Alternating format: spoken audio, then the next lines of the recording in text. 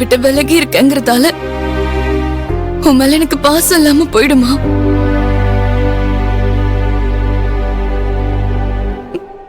இன்னைக்குமே நான் உன்னோட ஃப்ரெண்டு தான் ஆதி. உனக்கு எதுவும் ஆகாது, உனக்கு எதுவும் ஆகவும் விட மாட்டேன்.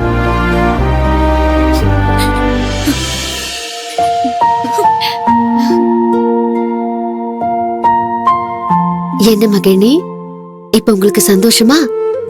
ஆதிக்கு சரியாகலனா கோவிலையும் உயிரை விட்டுருவேன்னு சொன்னீங்க. இப்போ அந்த அம்மா சுத்தமா சரி பண்ணிட்டாங்க பாத்தீங்களா?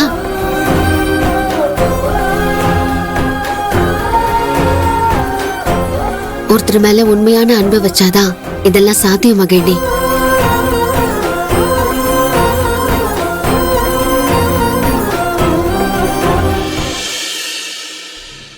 என்னை சுத்தி என்னென்னமோ நடந்திருக்கு. எல்லாருமே பதறி போயிருக்கீங்க. ஆனா எனக்கு எதுவுமே தெரியல. என்னடா தம்பி இப்படி சொல்லிட்ட? உன்னை காப்பாற்றவே முடியாதுன்னு டாக்டர் சொல்லிட்டாங்கடா. நாங்க எல்லாரும் அப்படியே கதறி அழுதுட்டோம்டா. நம்ம எல்லாரும் எவ்வளவு சந்தோஷமா ஏற்காடு கிளம்பி வந்தோம்.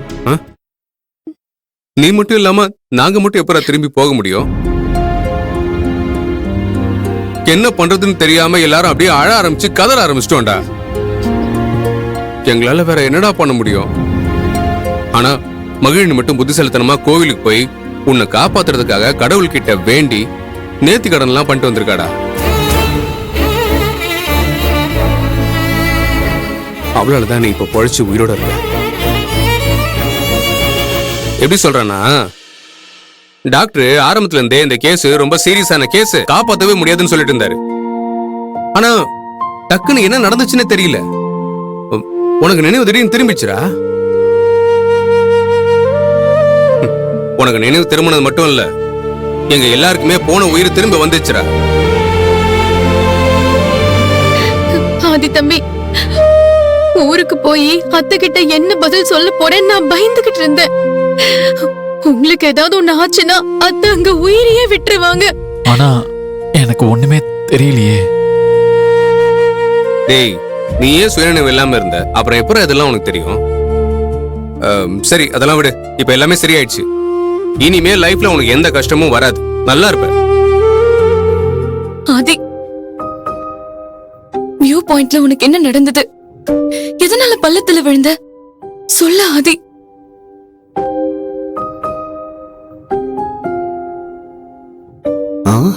செல்வம் தான் தள்ளி விட்டாருன்னு சொல்லிடுவாரோ? எனக்கு எதுவுமே தெரியல மகிழினி. வியூ பாயிண்ட்டுக்கு போன வரைக்கும் மட்டும்தான் எனக்கு ஞாபகம் இருக்கு. அதுக்கப்புறம் என்ன நடந்ததுன்னு எனக்கு சுத்தமா ஞாபகம் இல்லை. ஆதி சார், இவங்க எல்லாருமே செல்வம் தான் உங்களை தள்ளி விட்டாருன்னு நம்புறாங்க. அது உண்மை இல்லைன்னு மட்டும் ஒரு வார்த்தை சொல்லிருங்க. அப்பதான் நாங்க நிம்மதியா இருக்க முடியும். இல்லன்னா பாருங்க, உங்க அண்ணா அப்பப்ப திரும்பி பார்த்து முறைச்சுக்கிட்டே இருக்காரு. உண்மையிலேயே செல்வம் என்னை விட நல்ல ஒரு ஆதி. அது ஒண்ணு இல்ல, உன்னோட கம்பேர் பண்ற பத்தியா? அதான் கொஞ்சம் சந்தேகமாவே இருக்கு. அதான் ஆதி பொழைச்சுக்கிட்டான்ல, இப்ப எதுக்கு அதை பத்தி எல்லாம் பேசிக்கிட்டு? அப்புறமா செல்வம் சரியும் ஆதியையும் ஒன்னா வச்சு கேட்டா என்ன நடந்ததுன்னு சொல்ல போறாங்க. இனிமே அதை பத்தி பேசாதீங்க. பாவம், அவங்க நம்ம கூடவே இருந்து நம்மள மாதிரியே எல்லா டென்ஷனையும் அனுபவிச்சுட்டு இருக்காங்க. அவங்க மனசை நம்ம காயப்படுத்த கூடாது. நீ சரியா சொன்ன மகளினி. 1000 தான் இருந்தாலும் நீ கிரேட்டுமா. அதனாலதான் உங்க குடும்பத்துல எல்லாருமே உன்னை கொண்டாடுறாங்க. என்னை விட கிரேட்டா இங்க ஒருத்தர் இருக்காங்க. அவங்கதான் மகா. அவங்களோட நல்ல மனசு யாருக்குமே வராது. இவங்கதான் என்னோட வேண்டுதலுக்கு கூடவே இருந்து எனக்கு நம்பிக்கையை கொடுத்தது. அவங்க மூலமாதான் ஆதி பொழைச்சிட்டாங்கிற நல்ல செய்தியே என்ன தேடி வந்துச்சு. அத சொல்லிதான் என்ன கூட்டிட்டு வந்தாங்க. அந்த சம்பவத்தை நான் என் வாழ்க்கையில என்னைக்குமே மறக்க மாட்டேன், மறக்கவும் முடியாது. பாத்தீங்களா, இதுதான் என் தங்கச்சி மகா. மகள், கொஞ்ச நாள் இங்கே தங்கி இருந்து ஆதியை குணப்படுத்தலாம்.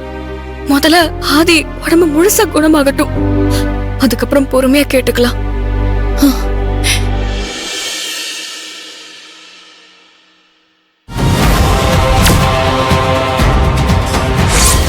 அந்த ஒரு நொடியில என் மேல உனக்கு பெரிய நம்பிக்கை வரும். அதுக்கப்புறம் நீ என்ன தேடி வருவ. உண்மையிலே மகிழ்நி உன் மேல அதிகமா பாசம் வச்சிருக்கிற ஆதி.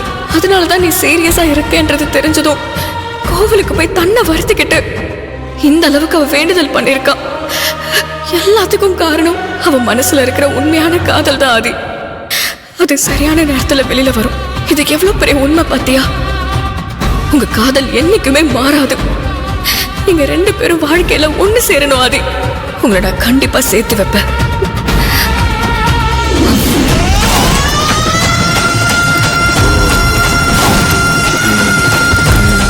மலையா, அவ கயிறு அவுத்ததுல இருந்து அவளை கொஞ்சம் கொஞ்சமா நம்ம கட்டுப்பாட்டுக்குள்ள கொண்டு வர என்னால முடியும். அதை வச்சு இன்னும் 2 நாள் அவங்களை இங்க தங்க வைக்கிறேன். நீ போய் அவங்கள கண்காணி.